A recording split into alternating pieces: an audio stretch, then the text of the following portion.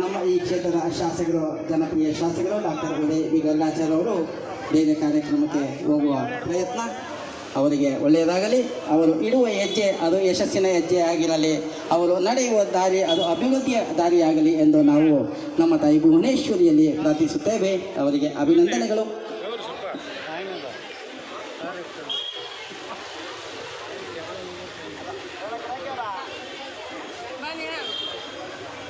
ಎಪ್ಪತ್ತನೇ ವರ್ಷದ ಕನ್ನಡ ರಾಜ್ಯೋತ್ಸವನ ಶ್ರೀ ವಿನಾಯಕ ಸೇವಾ ಮಂಡಳಿ ನೃಪತುಂಗ ಯುವಕರ ಸಂಘದ ವತಿಯಿಂದ ಆಯೋಜಿಸಲಾಗಿರತಕ್ಕಂಥದ್ದು. ಕರ್ನಾಟಕದ ಉದ್ದಗಲಕ್ಕೂ ಇವತ್ತಿನ ದಿವಸದಲ್ಲಿ ತಾಯಿ ಭುವನೇಶ್ವರಿಯನ್ನು ಸ್ಮರಿಸುವಂಥ ಒಂದು ಪ್ರಯತ್ನ. ಇವತ್ತಿನ ದಿವಸದಲ್ಲಿ ಕನ್ನಡ ಶ್ರೇಷ್ಠತೆಯನ್ನು ಮೆರೆದಿರತಕ್ಕಂಥ ಕವಿ ಸಾಹಿತಿಗಳನ್ನ ಇವತ್ತಿನ ದಿವಸದಲ್ಲಿ ಅವರ ಕೊಡುಗೆಗಳನ್ನ ನಾವು ಸ್ಮರಿಸಬೇಕಾಗಿರತಕ್ಕಂಥದ್ದು.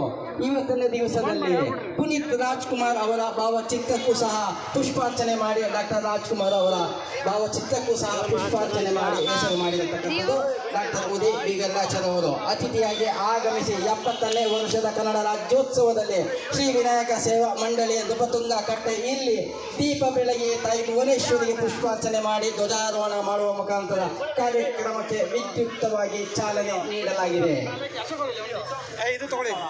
ಕನ್ನಡಕ್ಕೆ ಡಾಕ್ಟರ್ ರಾಜ್ಕುಮಾರ್ ಅವರ ಕೊಡುಗೆ ಅನನ್ಯ ಕೊಡುಗೆ. ಇವತ್ತಿನ ದಿವಸದಲ್ಲಿ ಅವರನ್ನು ಸಹ ನಾವು ಇವತ್ತಿನ ದಿವಸದಲ್ಲಿ ಸ್ಮರಿಸಬೇಕಾಗಿರತಕ್ಕಂಥದ್ದು. ಡಾಕ್ಟರ್ ರಾಜಕುಮಾರ್ ಎಂದ ತಕ್ಷಣವೇ ಒಂದು ವೈಶಿಷ್ಟ್ಯತೆಯಿಂದ ಕೂಡಿರತಕ್ಕಂಥ ಒಬ್ಬ ವ್ಯಕ್ತಿ. ಅವರ ನಡೆ, ನುಡಿ, ಹಾವ ಭಾವ ಇವೆಲ್ಲವೂ ಸಹ ಅದು ಜನಸಾಮಾನ್ಯರ ಬದುಕಿಗೆ ಪ್ರೇರಣೆಯಾಗಿರತಕ್ಕಂಥ ಒಂದು ದೊಡ್ಡ ಹೆಸರು ಎಂದರೆ ಅದು ಡಾಕ್ಟರ್ ರಾಜಕುಮಾರ್. 1913ನೇ ಇಸವಿಯಲ್ಲಿ ಭಾರತದಲ್ಲಿ ಮೊಟ್ಟ ಮೊದಲ ಚಲನಚಿತ್ರ ರಾಜ ಹರಿಶ್ಚಂದ್ರ ಬಿಡುಗಡೆ ಆಗಿದ್ದರೆ 1934ರಲ್ಲಿ ಸತಿ ಸುಲೋಚನಾ ಕನ್ನಡ ಚಲನಚಿತ್ರ ಬಿಡುಗಡೆಯಾಗಿ 20 ವರ್ಷಗಳ ತದನಂತರದಲ್ಲಿ 1954ನೇ ಇಸ್ವಿಯಲ್ಲಿ ಬೇಡರ ಕಣ್ಣಪ್ಪ ಚಲನಚಿತ್ರ ಬಿಡುಗಡೆಯಾಗಿ ಅದರಲ್ಲಿ ಮೊಟ್ಟ ಮೊದಲ ನಾಯಕ ನಟನಾಗಿ ಹೆಸರು ಮಾಡಿರತಕ್ಕಂಥ ಬೇಡರ ಕಣ್ಣಪ್ಪ ಚಲನಚಿತ್ರ ರಾಷ್ಟ್ರ ಪ್ರಶಸ್ತಿಯನ್ನು ಮುಡಿಗೇರಿಸಿಕೊಂಡಿರತಕ್ಕಂಥ ಒಂದು ಸತಭಿರುಚಿ ಚಲನಚಿತ್ರ ಎಂದರೆ ಅದು ಬೇಡರ ಕಣ್ಣಪ್ಪ. ಈ ನಿಟ್ಟಿನಲ್ಲಿ ಅಲ್ಲಿಂದ ಸತತವಾಗಿ 209 ಚಲನಚಿತ್ರಗಳಲ್ಲಿ ನಾಯಕ ನಟನಾಗಿ ಹೆಸರು ಮಾಡಿ ಖ್ಯಾತಿ ಪಡೆದ ಸರ್ವಕಾಲಿಕ ಶ್ರೇಷ್ಠ ನಾಯಕ ನಟನಾಗಿ ಹೆಸರು ಮಾಡಿದ್ದಾರೆ. ಅದು ಕನ್ನಡಕ್ಕೆ ಸಿಕ್ಕಿರತಕ್ಕಂಥ ಒಂದು ಶ್ರೇಷ್ಠತೆ. ಕನ್ನಡದ ಈ ಮಣ್ಣಿನ ನೆಲದ ಗುಣಲಕ್ಷಣಗಳು ಇವತ್ತಿನ ದಿವಸದಲ್ಲಿ ಒಬ್ಬ ಡಾಕ್ಟರ್ ರಾಜ್ಕುಮಾರ್ ಅವರು ಯಾವ ರೀತಿ ಅವರ ಜೀವನದಲ್ಲಿ ನಡೆದುಕೊಂಡು ಬಂದಿರತಕ್ಕಂಥ ದಾರಿ ಅದು ಇವತ್ತಿನ ದಿವಸದಲ್ಲಿ ನಮ್ಮ ಕಣ್ಣ ಮುಂದೆ ಇರತಕ್ಕಂಥ ಬಹು ದೊಡ್ಡ ಕನ್ನಡಿ. ಇವತ್ತಿನ ದಿವಸದಲ್ಲಿ ಡಾಕ್ಟರ್ ರಾಜ್ಕುಮಾರ್ ಅವರು ಮೊದಲ ಚಲನಚಿತ್ರ ಬೇಡರ ಕಣ್ಣಪ್ಪ. ಬೇಡಿ ಬಂದನು ಕಣ್ಣಪ್ಪನು ಬೇಡರ ಕಣ್ಣಪ್ಪನಾಗಿ, ವೇಷ ಹಾಕಿದನು ಮುತ್ತು ರಾಜನು ರಾಜಕುಮಾರನಾಗಿ, ಕಣ್ತೆರೆಸಿದನು ಕನ್ನಡ ಚಿತ್ರರಂಗವನ್ನು ಧ್ರುವತಾರೆಯಾಗಿ, ಬೆಳೆದು ನಿಂತನು ನಾಯಕ ನಟನಾಗಿ, ಹಿನ್ನೆಲೆ ಗಾಯಕನಾಗಿ, ಕರ್ನಾಟಕ ರಾಜ್ಯದ ಬಂಗಾರದ ಮನುಷ್ಯನಾಗಿ ಶಾಶ್ವತವಾಗಿ ಉಳಿದನು ಬಡವರ ಬಂಧುವಾಗಿ. ಈ ನಿಟ್ಟಿನಲ್ಲಿ ಡಾಕ್ಟರ್ ರಾಜ್ಕುಮಾರ್ ಅವ್ರನ್ನ ನಾವು ಇವತ್ತಿನ ದಿವಸದಲ್ಲಿ ಸ್ಮರಿಸಬೇಕಾಗಿರತಕ್ಕಂಥದ್ದು.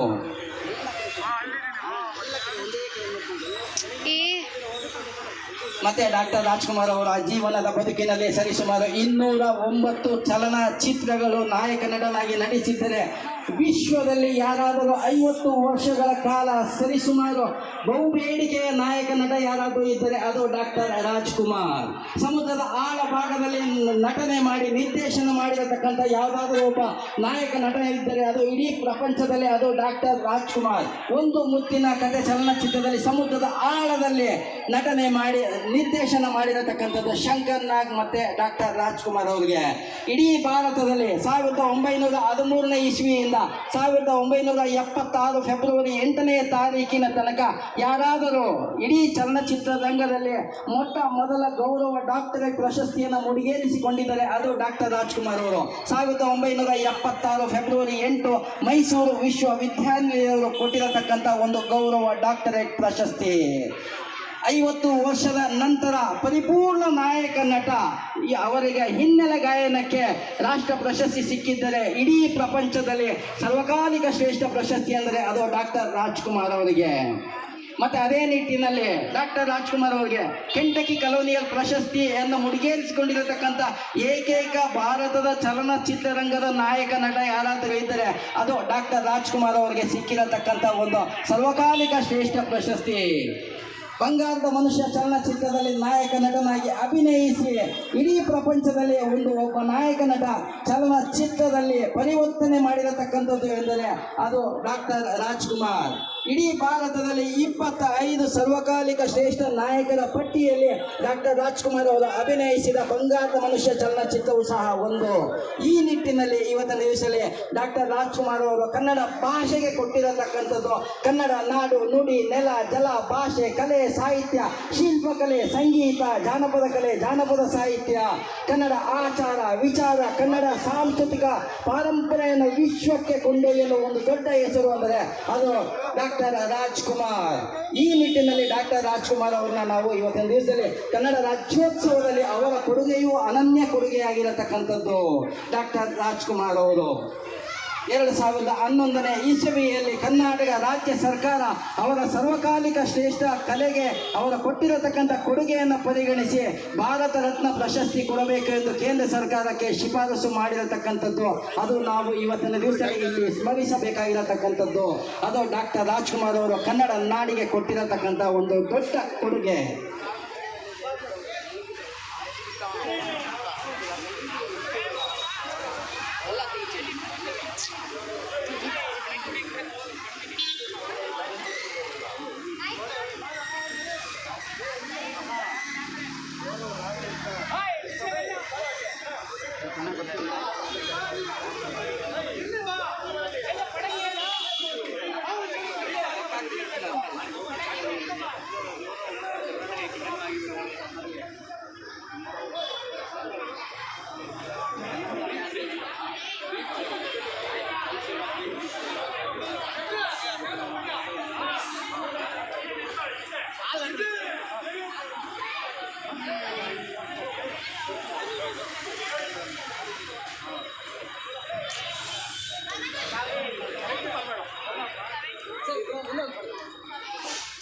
ಹಂಗೆ ಇಟ್ಕೊಳ್ಳಿ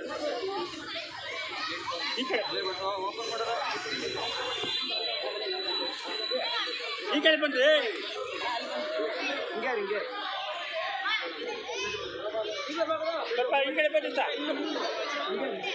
ಸ್ವಲ್ಪ ಈ ಕಡೆ ಬನ್ನಿ ಸ್ವಲ್ಪ ಈ ಕಡೆ ಬನ್ನಿ ಓಕೆ